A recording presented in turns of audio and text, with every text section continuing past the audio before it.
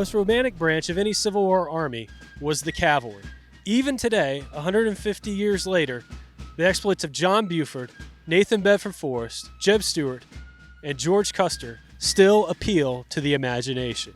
Civil War cavalry had three primary functions: reconnaissance, screening, and guarding. Overall, these three areas of responsibility boiled up into one main objective: that the cavalry was used to collect and disseminate intelligence through the high command. At the beginning of the war, there was a great disparity between the Union and Confederate cavalry, especially in the Eastern Theater. The Union Army of the Potomac parceled out its individual cavalry regiments to the various commands, leaving them at a disadvantage to the Confederates.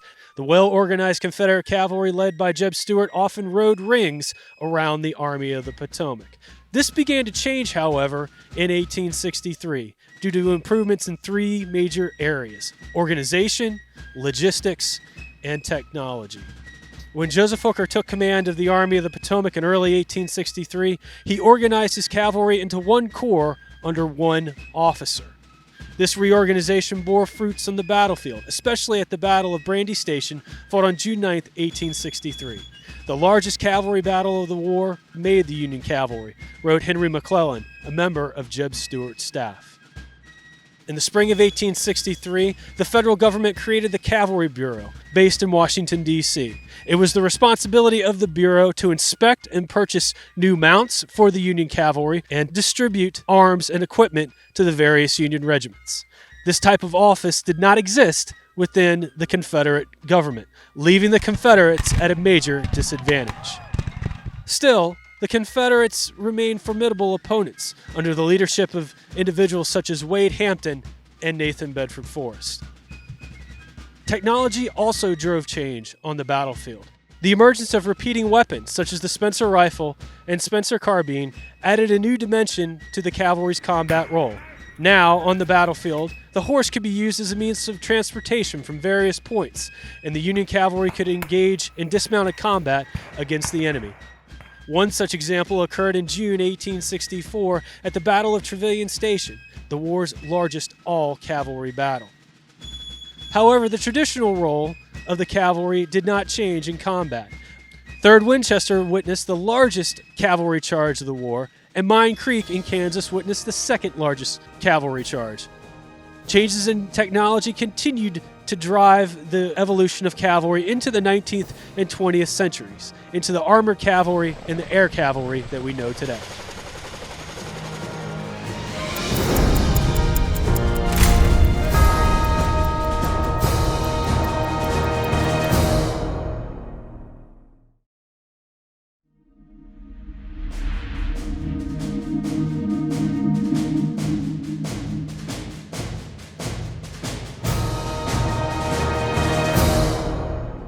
Union veteran John D. Billings wrote his classic history of soldier life, Hardtack and Coffee.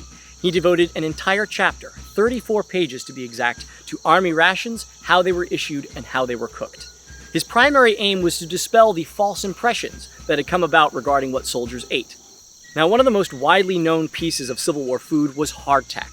Hardtack was a soldier's bread ration and had been around since the Crusades.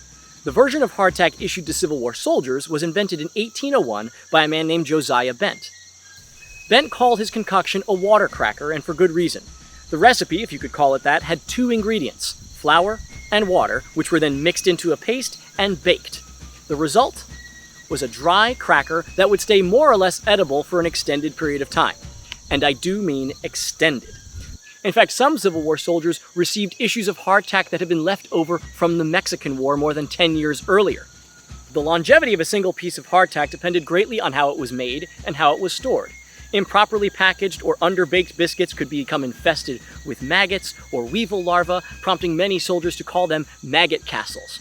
And even when properly cared for, the crackers were incredibly tough, leading many soldiers to call them flour tiles, toothbreakers, and other names. The solution to both problems was one and the same: break up the cracker and boil it. Soldiers would break up the hardtack with the butts of their muskets and boil it in hot water or coffee, which would then cause the maggots and weevil larvae to float to the surface, allowing soldiers to skim them off the top and continue drinking their cup of joe. Boiling hardtack in coffee also gave the hardtack itself at least some degree of flavor. These, of course, were not the only food items issued to the Civil War soldier. Each day, a soldier in one of the U.S. armies was entitled to 1 pound of meat and 1 pound of bread. Now, occasionally, fresh beef was the meat ration, but more often than not, they got pork. And this pork was salted for preservation, and it was known then as salt pork or sometimes salt horse, which gives you an idea of how it tasted. For bread, hardtack was generally the rule, but when armies were encamped in wintered quarters or in the same place for a long period of time, they might have access to soft bread.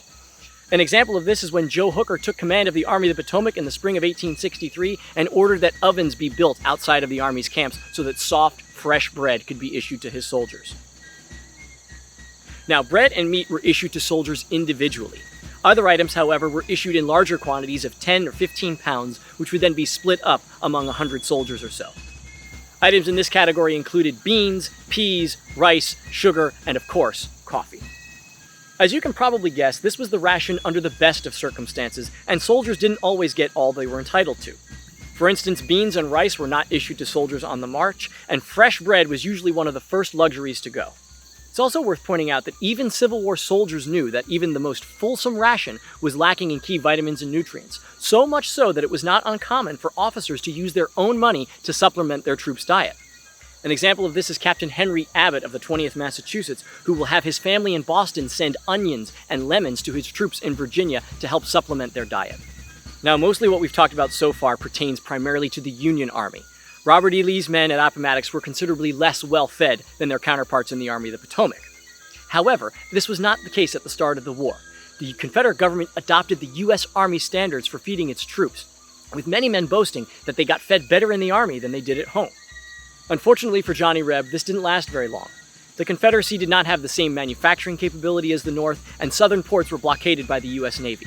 Even worse, the Confederacy's railway system was simply inadequate for moving the vast quantity of food required to feed the armies. On the eve of the Battle of Chancellorsville, Lee recorded that his soldiers' daily ration consisted of 18 ounces of flour, 4 ounces of bacon, and the occasional issue of rice, sugar, or molasses. It's no wonder then that one of Lee's primary objectives in the Gettysburg campaign was to secure food and supplies for his literally starving army. Now, whether he ate the standard government issue or something appropriated from a local farm, the Civil War soldier was expert at making delicious dishes out of whatever they could get. Veterans' accounts are chock full of suggestions of things you could make, telling us that the Civil War culinary experience is only limited by our imagination.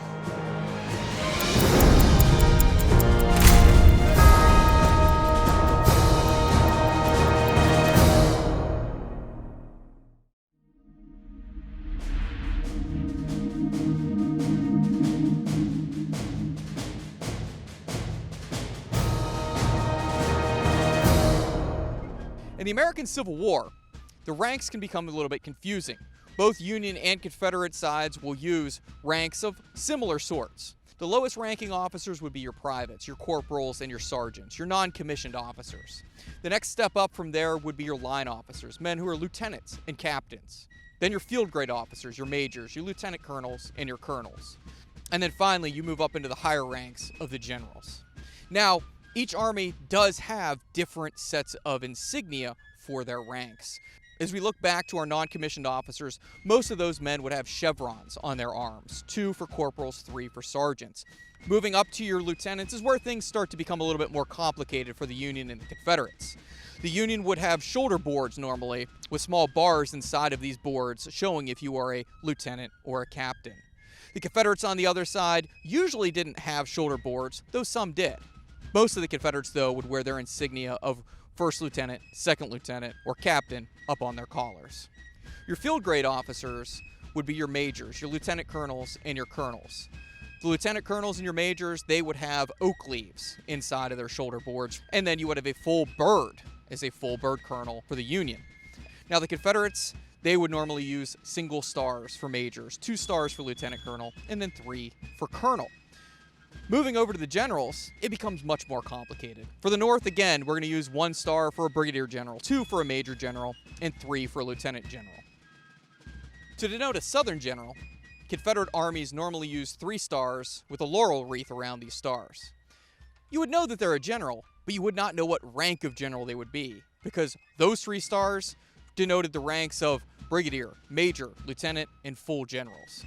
To confuse you just a little bit more, Robert E. Lee a full general would actually wear the insignia of a colonel rather than a full rank general in the Confederate Army.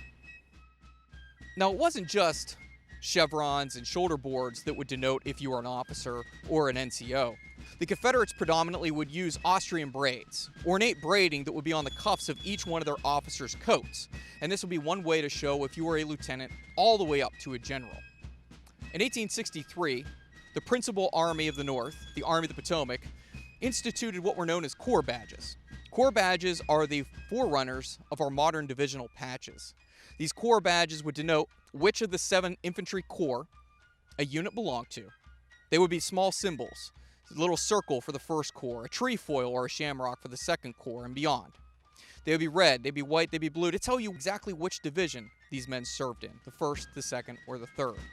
The corps badges are a key identifying feature on a soldier as they're marching across the battlefield, because most of the men in the Union Army were dressed in blue. But they're also a symbol for men to rally behind. These corps badges were a point of pride with the Union soldiers all the way up through their veteran years until the day they die. Beyond the corps badges, there are many identifying insignia for both the Northern and the Southern armies, including a flaming cannonball, which would help to show that you were part of the Ordnance Department, or crossed axes to show that you're a pioneer. In the end, many people think that ranks and insignia have more to do with the pomp and circumstance of war, but the reality is that ranks and insignia are an important part of every army and battle.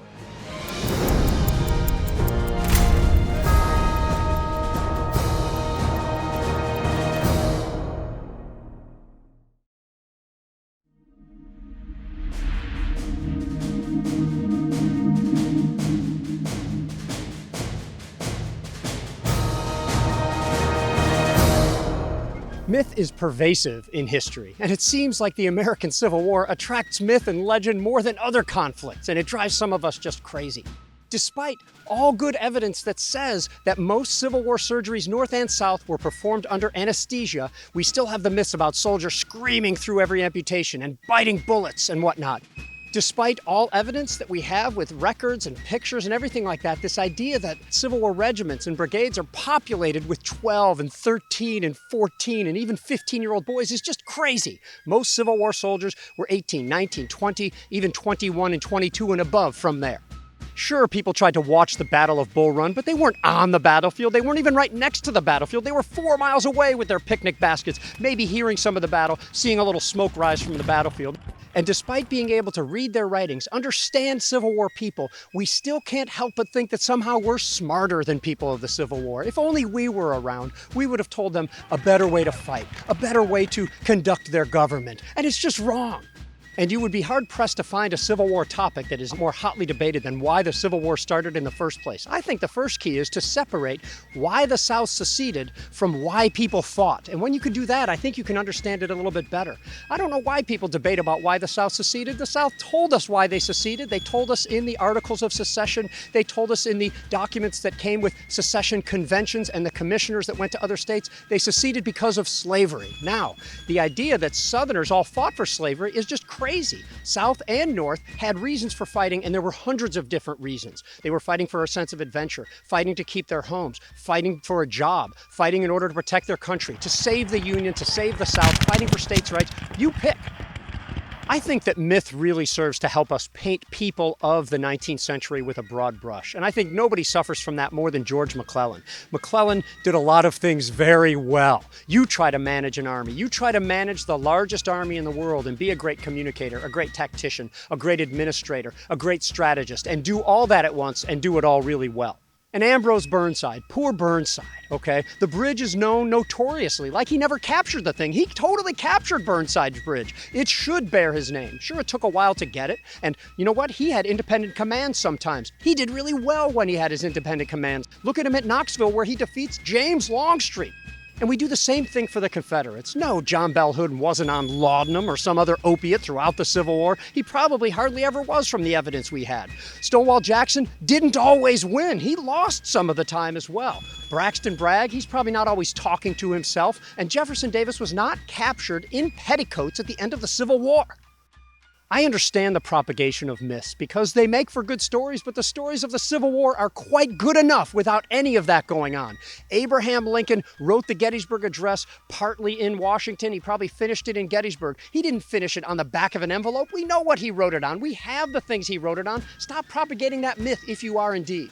And just because some people at the Battle of Cold Harbor pinned their names onto the back of their coats does not mean that everybody did, nor does it mean that everybody at Cold Harbor was killed and that all those people who were killed in one final charge, the one U.S. Grant regretted. No, the Battle of Gettysburg did not start over shoes. There's no shoe factory anywhere around here. And when you go to historic sites today, not just Civil War sites, the ghost stories that are being told are just ridiculous. It's not that there's no such thing as ghosts, it's that the stories that they tell on ghost tours and in ghost books are absolutely made up to make money. So at least study your history with your eyes wide open. I have no problem with people reading historical fiction, watching movies about the Civil War or history that might not be entirely correct. Just know that there's a lot of myth associated with history, and you should be able to separate fact from fiction.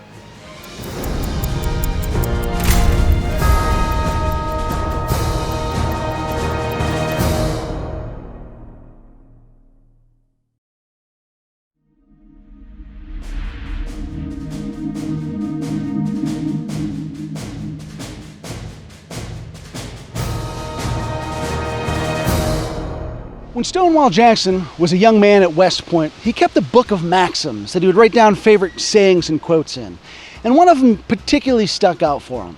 You may be whatever you resolve to be. And that was a quote that really sums up the way he approached his entire life. Through that sense of resolve, he could make himself into whatever he resolved to be. He came from very humble beginnings in what was then Western Virginia, in Clarksburg. There, he was orphaned at a very early age. But that sense of resolve shaped him into a fine, upstanding young man in the community, where he was even elected constable. He was raised by bachelor uncles, but that sense of resolve helped him not to live in an animal house-like environment, but instead be respectable and have a sense of business, how to handle horses.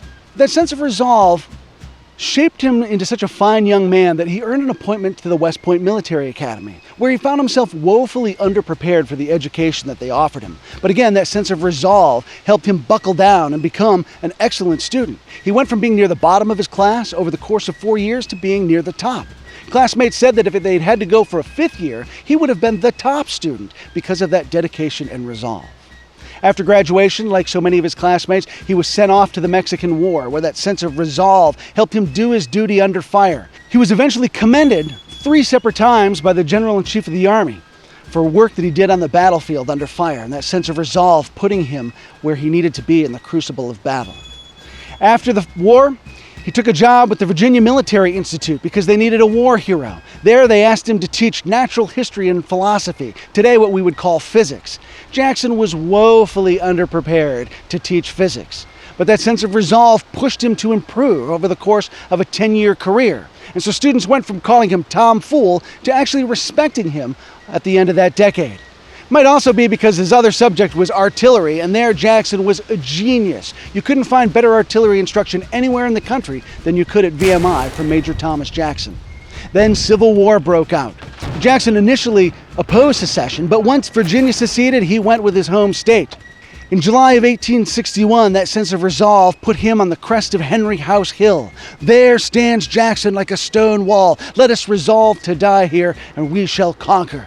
And as the Confederate line reformed around him, the tide of battle turned, and the Confederates won the day, even as Jackson won one of the most famous nicknames in military history, Stonewall Jackson.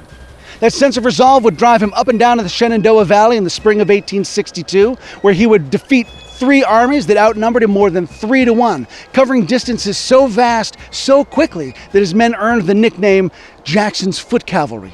When he teams up with Robert E. Lee, they string together a series of victories that have been called a model partnership, turning the tide of the war in the East.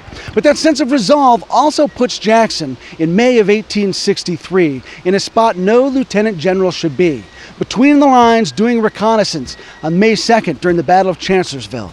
He finds himself accidentally wounded by his own men, that sense of resolve driving him to push forward an attack that had bogged down under darkness. So perhaps Jackson's resolve, that guiding principle, might also have been his fatal flaw. We ask you to consider Jackson's words for yourself, because you too may be whatever you resolve to be.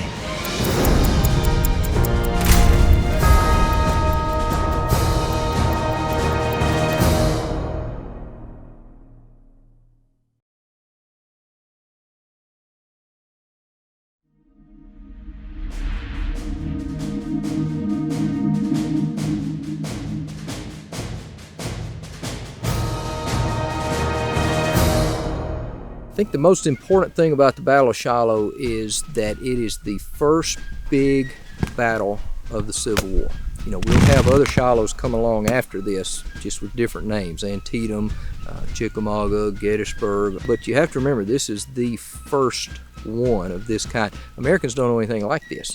There are more casualties here than there are men in armies in the Revolution or the War of 1812. Shiloh, although it's not on the Mississippi River itself, is still the largest battle that is fought in the Mississippi Valley campaign. The Union forces will reach here by mid-March of 1862 after their victories at Forts Henry and Donelson. The Confederates are concentrating 22 miles to our southwest at Corinth, Mississippi, which is the crossing point of two major Confederate railroads, the Memphis and Charleston and the Mobile and Ohio. They have to defend these major railroads in order to defend the Mississippi Valley.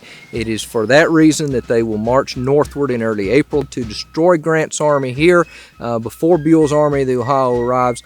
The first shots of the Battle of Shiloh occur at about daylight on the morning of April 6, 1862 in what's called Fraley Field. Essentially, the Confederates will move forward and begin to batter the Union camps, sustaining heavy casualties, including their commander, Albert Sidney Johnston. Eventually, they will drive those Union forces back in three major successive lines of defense into an enclave around Pittsburgh Landing and Snake Creek Bridge. But Grant has the upper hand at this point. He has traded space for time all day long, knowing that if he can reach nightfall, he has the battle essentially won, because he'll get reinforcements in the form of Lew Wallace's division as well as Don Carlos Buell's army, the Ohio. So Grant makes the decision, the key decision here at Shiloh, to stay and fight. To me, that's where he wins the victory. And the second day then becomes that much more important, because that determines what level of victory, how big a victory Shiloh would become. The Union forces are on the offensive on the second day, pushing out from their enclave around Pittsburgh Landing, Snake Creek Bridge, driving the Confederates back all day long in these successive lines of defense that the Confederates take up, much like the Federals had the day before. The bulk of the fighting on the second day will occur right here on the same areas where the bulk of the fighting occurred on the first day: the Hornet's Nest, the Peach Orchard, the Crossroads. Eventually, they will push the Confederates off the battlefield. Beauregard, who has replaced the now deceased Johnston, will call a retreat, a withdrawal, and they will march back to Corinth for operations that will soon commence against Corinth, Mississippi. Shiloh plays a major role in Ulysses S. Grant's career. Shiloh is not the crowning achievement by any means. In fact, he is in the doghouse as a result of Shiloh, both from his commander, Henry W. Halleck, as well as the public. These rumors get started that Grant was drunk at Shiloh and all of that, and he really comes under a cloud because of this, but he perseveres, that dogged determination that we see in Ulysses S. Grant. He perseveres, and eventually Shiloh becomes a badge of honor for Grant in his advancement in the career that ultimately would take him to Vicksburg, Chattanooga, and eventually to the Virginia campaigns, and eventually to the White House.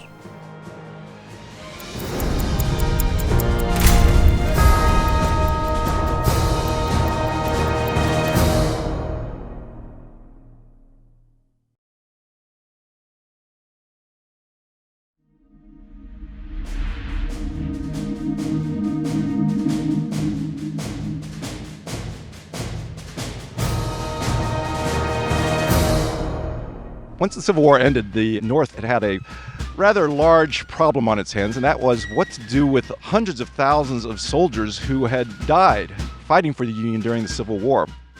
And it was decided pretty early on that the nation needed to begin establishing national cemeteries. This is the first time this was ever done. Cemeteries specifically to house the remains of soldiers who had died fighting for the Union cause. And so starting in 1866, the Quartermaster Department started sending out officers throughout the country to locate the Union remains, specifically in the South, where most of the battles had been, to find out initially just how much of a problem there was, how many unburied dead were there. And to do that, they had a special group of men called the Burial Corps. And it's kind of a group that we don't really know too much about. It was a civilian group that was administered by the Quartermaster Department of the Army. And these people, sometimes they were former slaves, sometimes they were immigrants, sometimes they were former Union soldiers, sometimes they were even former Confederate soldiers, would be hired to go out and find the bodies on the battlefield. And so these groups would go out, and then they would spread out over a battlefield or a campground, usually several paces apart, and almost like a skirmish line, would comb the battlefields looking for bodies. And when they found a body, the man in charge of the party would then mark it. They would disinter the body, try to see if there was any identification on it.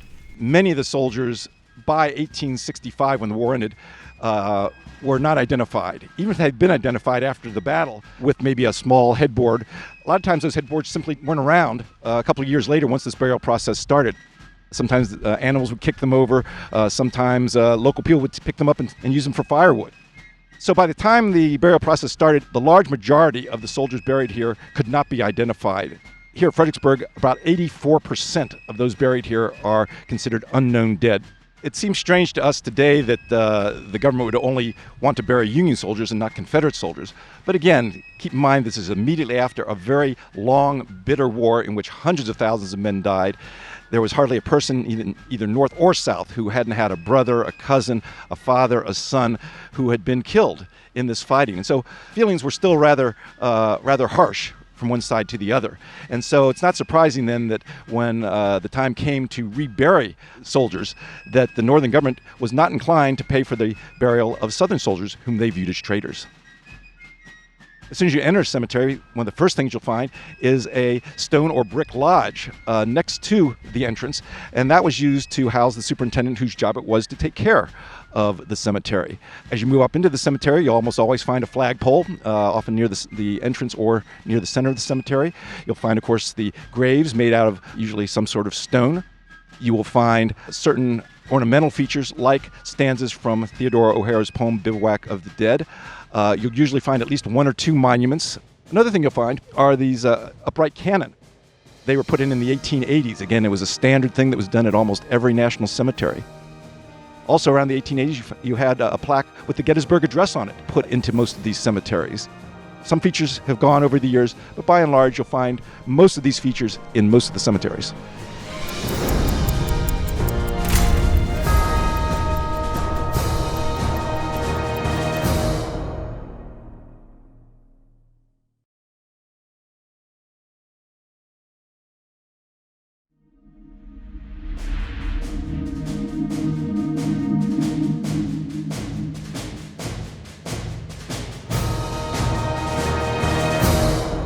Today I'm here to talk to you about farm fences. Anytime you have an agricultural system that are going to combine livestock, animals, and crops, you need some way to separate them. Here in North America, we have farm fences as early as 1632.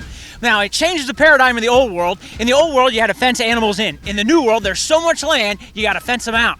So if you're going to build a fence, it's going to determine by what's the purpose, how much material you have, and how much time and effort you want to take to build that fence. The easiest fence you can build is a Virginia worm fence. Take 10 to 12 foot long poles, stack them in a zigzag pattern, and let gravity hold it together. A modification of that Virginia worm fence would be a stake and rider fence. Take that same zigzag pattern, now put a stake at the end and a large rail on top of it. Gravity will hold it in place. As late as 1870, this is the most popular fence in America. It's considered the American fence. Now, the only fence that can compete with that would be the post and rail. Post and rail fence took some work. You had to auger holes in to make room for the rails, and you had to dig fence post holes. You actually save some space, and they tend to last longer. The other kind of fence that are very common are going to be these stone walls that you see. Farmers will clear their fields, they'll take these stones and they'll pile them at the edge of their fields or along boundaries. Now, we can combine fences. We can take this stone wall and we can put a stake and rider fence on top, which makes it horse high and hog tight. And then the last fence would be like a picket fence. Think about a white washed little fence around a vegetable garden around a farmhouse. Now, in the Civil War, whether you're a West Point general or a Civil War soldier, farm fences are part of the tactical terrain of the Civil War battlefield, and they really impact us in four ways. They are concealment, they're cover, they're obstacles, and they also have a factor in command and control, and we'll break this down. Concealment. Concealment's about breaking the line of sight, hiding. We have a great example here at Gettysburg. Brigadier General Alfred Iverson's brigade suffers the highest percentage casualties of any Confederate brigade here at Gettysburg, in part because Union soldiers concealed behind a stone wall will rise up and deliver a deadly flanking fire on Iverson's men. Cover's a lot like concealment, but now you got to think about hiding. I think one of the best examples we have of concealment are Confederates using the stone wall at the base of Marie's Heights during the Fredericksburg battlefield in December of 1862. Next, we have fences as obstacles. Think about long linear formations coming across these fields. When they run into fences, they slow their momentum down, they sap their energy as they either have to knock them down or take them apart. For an enemy who can keep those fences under fire, they will inflict more casualties. Maybe the greatest example is here at Gettysburg, Union soldiers firing at Confederates, trying to negotiate the post and rail fences on either side of the Emmitsburg Road during what we know as Longstreet's assault or Pickett's charge. Lastly, and perhaps most informally, is in command and control. With these units out here using linear formations, that we have long lines of fences that they can orient their men on as they take them from column of march into line of battle, or if they're falling back, they can rally behind a fence that also provides some cover and concealment as an added benefit. So as we study the Civil War, we can think about farm fences as a simple tool, and in part they are. But for the Civil War soldier, they were an obstacle we considered deliberately or negotiated reactively in the heat of battle.